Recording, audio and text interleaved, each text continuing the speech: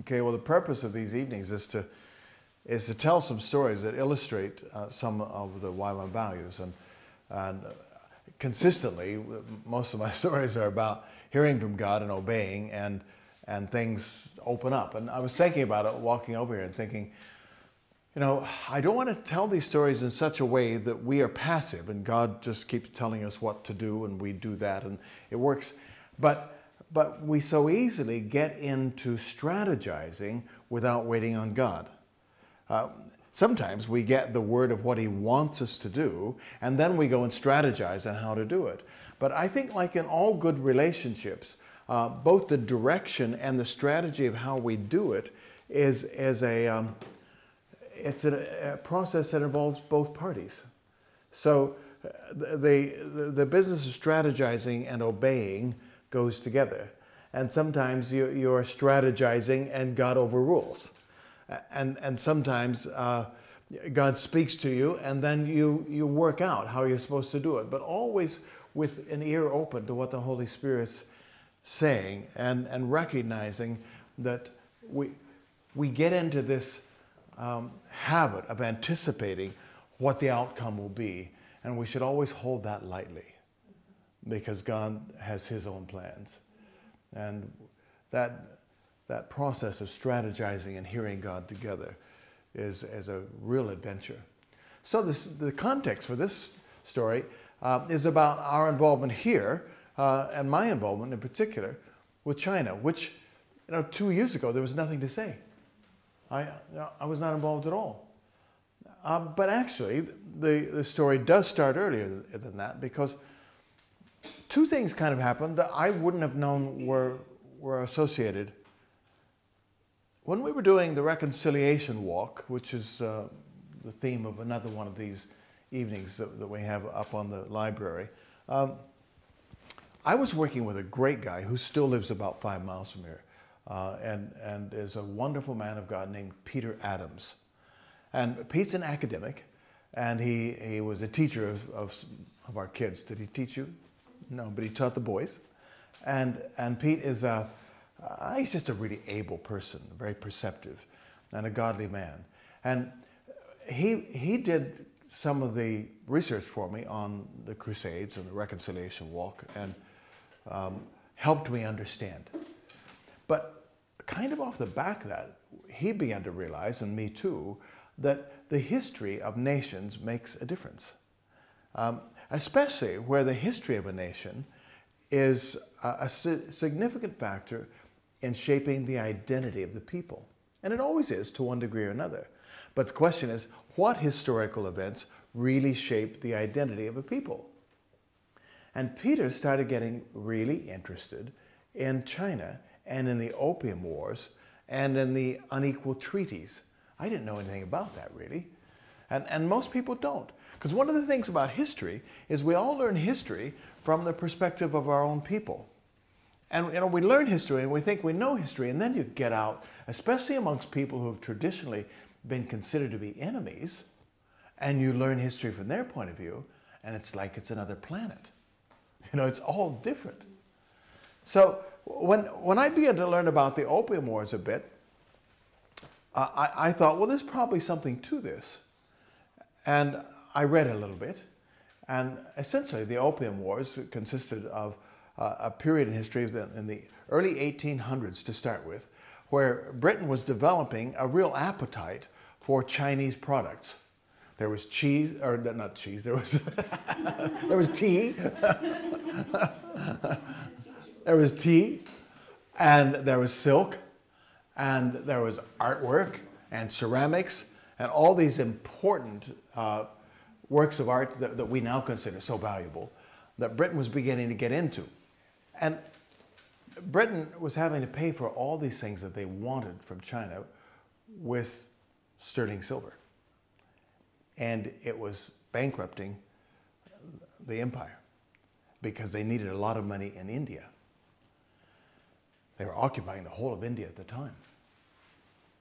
So what should they do? Well, there was a small market for opium in China. Actually, the Dutch, I gather, had introduced opium smoking to the Chinese. And Chinese scholars were particularly getting interested in and then eventually addicted to opium smoking. And so Britain began to grow poppies and make opium from East Bengal. So it wasn't nearly as long a journey around. And they brought in sailing ships the opium. And although it was illegal, nevertheless, both sides were very corrupt. And so they would anchor off of Canton, Guangzhou, and people who were smugglers would come out, Chinese would come out to the boats, and they would buy the opium chests, and they would take them inland and sell them, and it was good money. And the officials of the province allowed that to go on, and the emperor allowed that to go on, but there was more and more social damage, especially amongst the scholars. And so finally, the emperor decided enough is enough. And in about 1839, 38, he sent a man who was not corrupt as the governor of the province. And there was always this charade at the end of the opium season where the local police would come out and pretend to chase the British away, but by that time their ships were empty and they were happy to go. So it made it look like everything was on the up and up.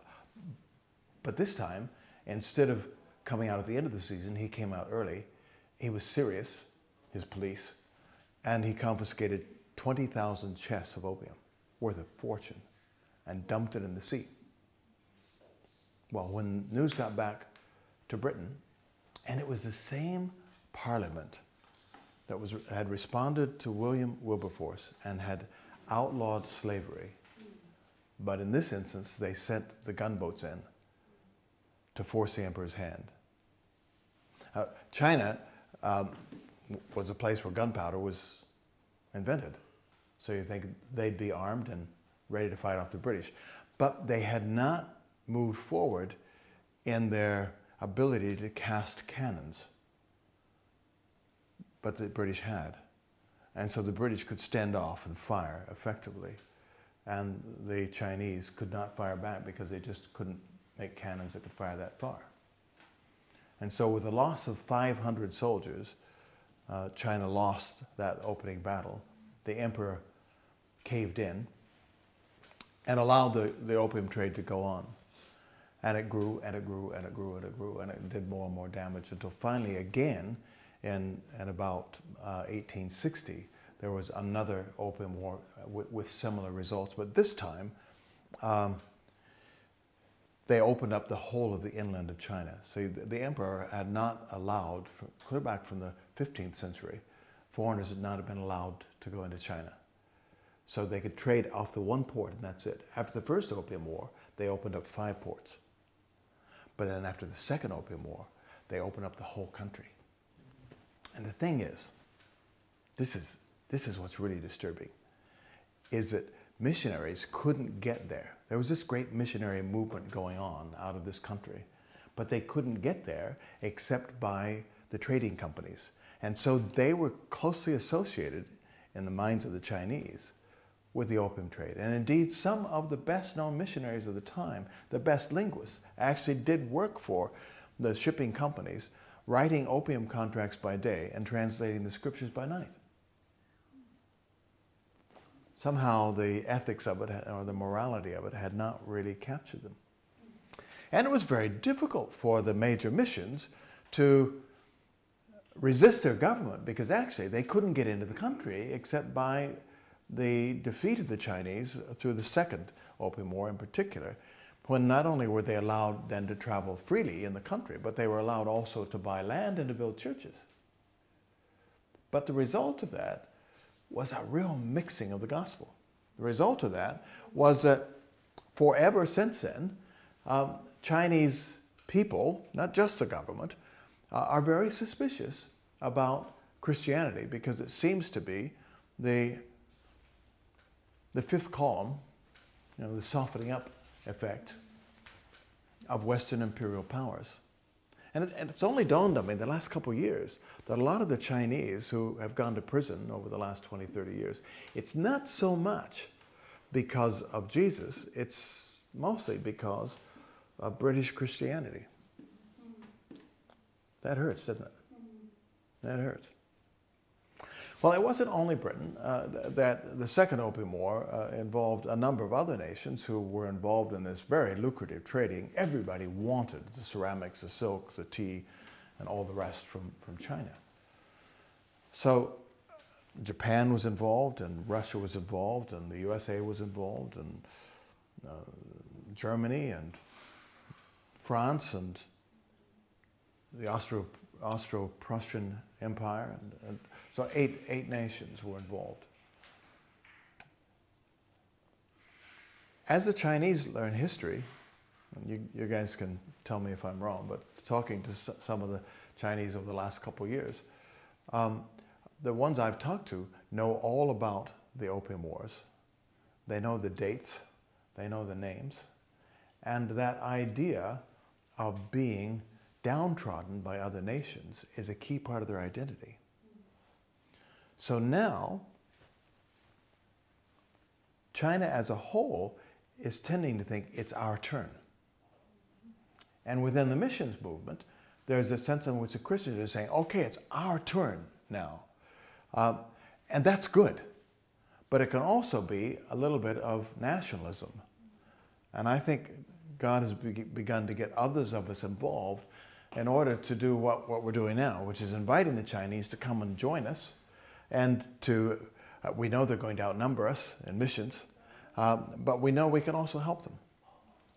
So that's what I began to learn through Peter Adams back, 10, 12 years ago. But I was just interested in it. I didn't see that there would ever be any time that we would particularly be involved. But then another thing happened that I didn't think was associated for a while. And that is, we had, in Youth with a Mission, we had different people from different places prophetically saying to us, get ready for growth. Major growth, tenfold growth. Get ready for 200,000 new people coming into missions. And we knew from many quarters that a very high percentage of those 200,000 and more would be from China. And so we felt, get ready. Still, I didn't see what we were to do except be ready if somebody came, and sure enough, Yan Yan came, and so we were ready. We had one Chinese, and she worked with Chinese students, and that was great, and that's all it was for a few years. And then we had a leadership conference here, and Lauren Cunningham challenged everybody there, I don't know, 300 of us or so, just ask the Lord to show you what He wants you to do regarding China and the missions movement. So I said, yeah, sure. I always want to know what the Lord wants me to do. So, Lord, I'm open, whatever you want to do. And within 2 months, just about 2 years ago,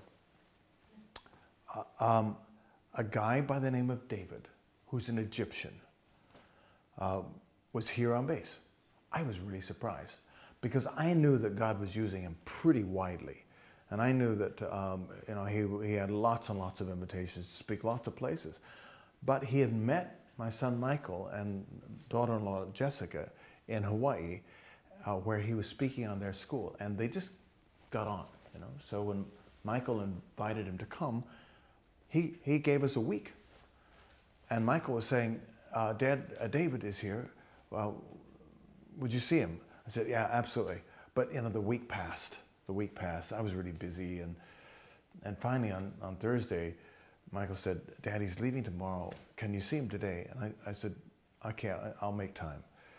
And I sat down with him, and he started talking to me about something where I immediately knew God was talking to me. Because he just told me his story. And he said, God had been dealing with him about fatherhood, that he had different people who felt he was their father in God. And he didn't want to be that because he thought, no, I'll let them down. That sounds like too much expectation. And I'm your brother, I'm not your father. And when he was talking that, I thought, boy, that's exactly what I've been thinking. That's exactly it. And he said, God had challenged him to say, David, if I put this in their heart, it's by faith that they feel that. And it's by faith you can respond. If you think you have to respond in your own power, you have to become a father who meets all their expectations. That's not what I'm asking you. I'm asking you by faith to respond and say, yes, I will be a father. By God's grace. It really spoke to me. So he had my attention. And we chatted about different things and about what was going on with him in China, and how after that then he'd found himself just getting in a relationship with a lot of senior leaders. Started first with their deputies, but then he just kept getting invitations and just following what God was saying. And you know, living in Vancouver, he was flying back and forth to China a lot, and ended up meeting with 5 leaders who between them lead something like 50 to 70 million people. But they didn't get along. You know, during the time of heavy discrimination or persecution, they couldn't dare see each other. They didn't know each other. They didn't even know about each other. And then as things began to get a little bit looser, they started to get to know each other, but they've been isolated for like 30 years, and they developed different views about all kinds of things. And they got together and they argued, and they fell out. And so David brought them together once he had a good relationship with them all, and he thought, you know, that the Lord told him to bring them together for unity, but it didn't work. They argued and fell out. He brought them back, and they argued. He thought it went pretty well, and they were going to have communion, and they argued over communion and fell out. You know, do you have it in little cups or one big cup? You know, we are a funny lot, aren't we, as Christians? But he brought them back together again, and there was a move of God, and they humbled themselves, and they broke before one another, and they repented and confessed their sins to each other, and they built a bond of unity which is strong. Fantastic. So he told me this story, and I was fascinated. And I said, have you ever thought about the Opium Wars? And he said, I really don't know much about it. Tell me about it. So I told him the little bit that I've told you. I don't know much about it. And he said, oh, something's got to be done. Something's got to be done. And he's one of these guys when he's, you know, when he's intense like that, you think it's probably the Lord, not just him. And so I thought, uh-oh. He said, will you come? Because I'd done other reconciliation things, and I thought, okay, if God's in this, but I don't really want to. Because I could just see lots of time spent on airplanes again. You know? And sure enough, I was right. So, but I said, David, I can't come unless I know how they feel about it. Because there's one thing to know the history, but the important thing is how has it impacted the people? What do they know about it? So he said, well, look, I think you should be in Hong Kong, and that would have been the summer of 2013. So if you need to talk to him before then, here are the 3 dates I'll be in China with those senior leaders. And there was one that I could make. And so I invited a friend, and it was 3 or 4 months away, and I did a little more reading, get my facts right on the Opium Wars, and I went to Kunming. I took my friend, who's a lawyer who retired early because God got a hold of his life and said, I want to change your life on the Jubilee year. So in his 50th year, he set his course for early retirement, and he came with me. So his name is James, but I call him, close friends call him Jamie, so I'll probably refer to him as Jamie here. My apologies if you're watching this. But we flew through Beijing and then down to Kunming. And Beijing has real air quality problems, and it has air traffic problems. The airports are getting so busy in China. So we got delayed. And therefore, we didn't arrive until like 2:30 or 3 o'clock in the morning. To my astonishment, the senior leaders in David were at the airport to meet us. They were in the middle of a major conference, and they were at the airport to meet us. You know, hospitality, honoring your guests, is something that is just a very godly thing. And it's not really woven into Western society, but it's woven into many other societies. And David, as an Egyptian, and the Chinese have this in their hearts. And so in spite of running an incredibly busy schedule, they kept alert through the night, finding out when the flight would come in, and they all came to the airport. I was flabbergasted. Already I thought, this is going to be an extraordinary trip. And as we drove from the airport in, the pavements were wet. And I said, so it's been raining? And they said, yeah, first significant rain in 10 years. I said, what? And so David told me this story. He said, some years ago, I was in Frankfurt Airport, and my kids, my family was traveling with me, and they all went off to see different things. We had a pretty long layover. And I was just sitting, waiting, and God spoke to me. And he said, David, how will you know if I'm happy with you? And he said, I don't know, Lord. How will I know? And the Lord said, when it thunders, I'm applauding. And when you see lightning, that's my fireworks in heaven. And of course, right across prophetic movements, rain is so often a sign of God's blessing. So this area, this region, have been in the grip of a terrible drought.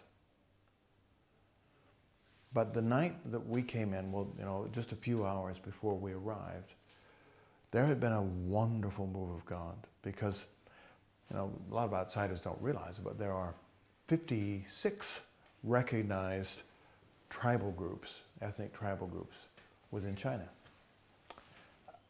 44 of those were represented at this gathering of leaders. There were about 400 people there.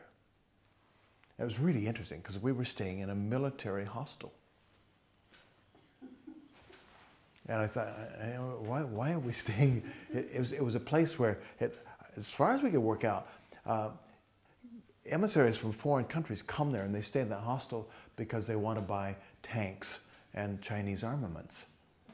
You know, because all the posters and everything around were about rockets and tanks and things, and there we were. And I guess, actually, the police and the military don't get along so well, so we were safer from the security police on a military base than we were otherwise. This is a very strange place. But the story goes on. You know, China's complex, isn't it? Very complicated place. So we arrived and we heard the story on the way to the hostel that they'd had this move of God where the Han Chinese were humbling themselves and apologizing for the discrimination and persecution of the ethnic minority groups. It was Christian to Christian. And see, the principle here is the unity of the body of Christ is absolutely vital. The promises that Jesus made, so many of them are contingent upon unity. And when we are in unity, then the kingdom comes. When we are in unity, then we move in authority. When we are in unity, then everybody knows that we're His disciples. When we're not in unity, there's nothing to distinguish us. But it's like the Lord says, if you get into unity, I will dwell amongst you in a way you've never seen before. And that's really what's happening in China. So they were coming together and dealing with one of the biggest reasons for the lack of unity in the body of Christ. They'd already dealt with the theological stuff between the major houses and the underground or the unregistered churches. Now they were dealing with the tribal things that are part of their culture. And there was weeping and wailing, apparently. I saw more of it the next night, and I'll explain. But as it was happening, the thunderclouds rolled up for the first time in years. And there was lightning and thunder and a downpour of rain. Well, we we went to bed, 3 o'clock, 3:30 in the morning, and then they said, come when you want in the morning when you've had enough sleep. But they started at 8 o'clock, having been up as much as we were. So we sort of rubbed our eyes and toddled out the door about 10 o'clock. And we were just trying to find our way to the meeting hall. It wasn't too difficult because of the noise. The worship was really full on. And Gideon, who's one of the elders, was walking toward us. He said, perfect. The Lord just told me to come get you. I said, oh boy, we're in for an interesting one.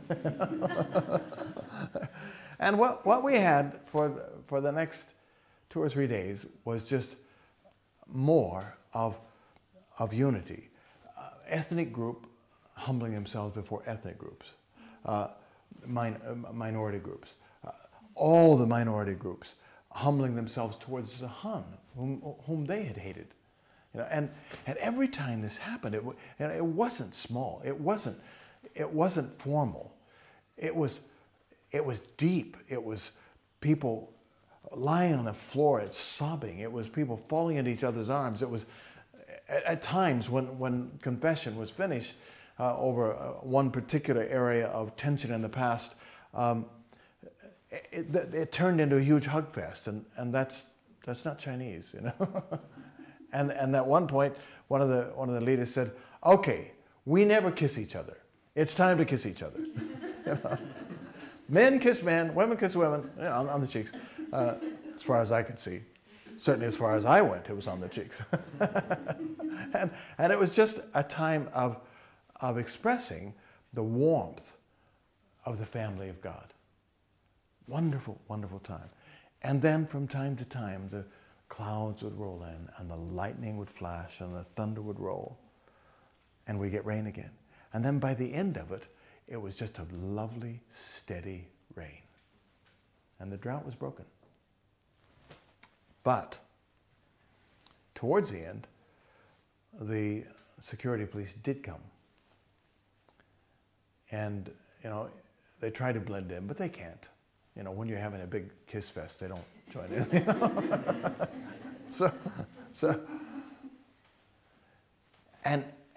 And that's a very frightening thing for somebody who's been in prison for 15 years.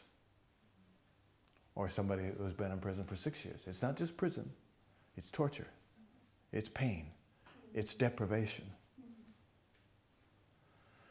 So when these guys move in, the natural tendency is to run. But God had already done a work in them 2 or 3 months before in a previous meeting. And instead of running, they came together in a little side room like this, about 15 of them. And they caught me coming down the hall towards the meeting. They said, "Don't go in. It's not good for a foreigner to be here." James and me. So I went in with them and we sought God, and the Lord said, "I'm not finished yet." And so they said, "Okay, we'll carry on." And they gave the security police badges so they would fit in a little better. And they said, "You're welcome." The security police said, "You must close down. This is far too noisy, too disruptive." And they said, "You're welcome to join us, but we're not finished yet." And they joined in. They stood in the back, and about halfway or 3/4 of the way through that meeting, they came to the front, because that's where the entrance and exit was, and they walked out. And as they were walking out, they turned to one of the ladies who was in leadership there and said, "We're leaving. If we stay any longer, we'll have to join you." Because God was just so present there. Fantastic time. Well, after that, we thought, what more can we see? But we still had 1 day left, which was a day out on the ferry boat on the lake. And I think it's time for me to give you a little break, and then we'll come back and I'll tell you that story.